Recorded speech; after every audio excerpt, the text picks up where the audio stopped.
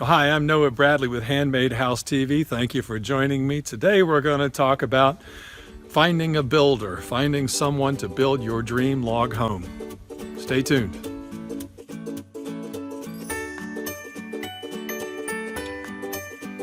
Well, okay, thank you for joining me today on Handmade House TV. As you may know, I am a builder of log cabins, of unique handmade houses, stone farmhouses, post and beam, timber frame, you name it, I've probably had my hand in it in some way or another. And I've turned the last couple of years into sharing what I have learned with you good folks here on Handmade House TV.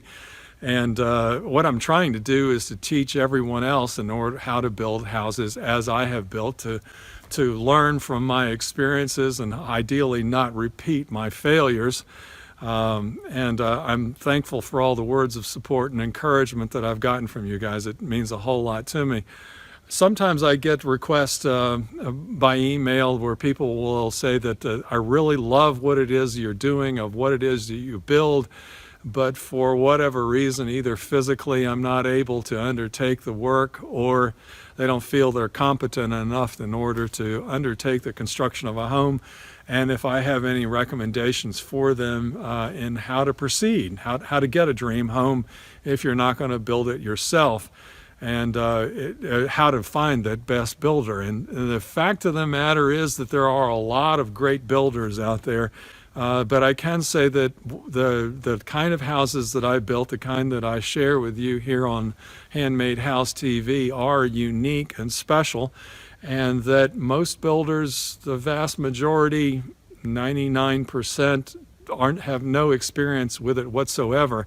In fact, throughout my career, quite often the professional builders, the big boys, when they encounter a situation where they want to build a log cabin part of their house, or they have a client who wants a log cabin built out back, or they want to do some really nice stonework, they'll call me up and hire my crew in order to accomplish these tasks.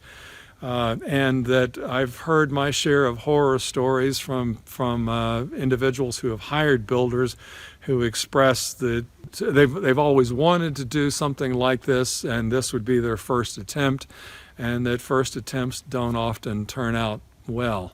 That it is a learning curve associated with building a handmade house. So my recommendation to those individuals is first of all, if you can possibly find someone who has a track record of building handmade houses, grab onto them and hire them. Go see some of their previous work, and if it's of the style that you're after, you found yourself a real treasure. But quite often that doesn't happen, so what do you do about that? And my strong recommendation to you is that even if you don't want to build the home, that you need to acquire the knowledge to build a home. That if you know how to build a log cabin, a handmade house, a log cabin, a stone house, a farmhouse, a mill, if you know the process, if you've studied the photographs of many of them that appeal to you, if you've been fully informed on how to carry something from beginning to end, if you know the process, then you can work side by side with a good, talented builder who is interested in working with you as a member of the team. You're not turning over the desires of your life to someone else, to another architect or a builder, with a hope that they might build your dream home, because chances are they're going to build their dream home for you. But if you find one that is willing to help you create your dream home, and that means that you know how to do it, you know what you want, and you know the process that involves in it, that you can guide a builder through the process. Or perhaps you could consider yourself an owner builder, an owner contractor, and whereas you know the process from beginning to end, you just need to find the manpower in order to make each phase of it happen according to what you want. And I've seen this successfully work many times. So to summarize it all up, become as fully knowledgeable, seek out and discover what it is you want in that dream home, from the smallest detail to the grandest vision. and move along that path as far as you can on your own, acquiring the property, getting the driveway in, getting the site level, creating the blueprints and the plans for it, even if it's to a rough stage, tracking down the materials you want to use. If you want to use vintage logs, if you want to use new logs, just move along as far as you can, and when you reach yourself that you might be stuck, then it's time to bring in a builder. But you might also discover in that process that you've moved it far enough along that you can go ahead and finish it up. Okay, well, I hope you enjoyed today's episode of Handmade House TV. I do want to thank 5 new members of the Academy.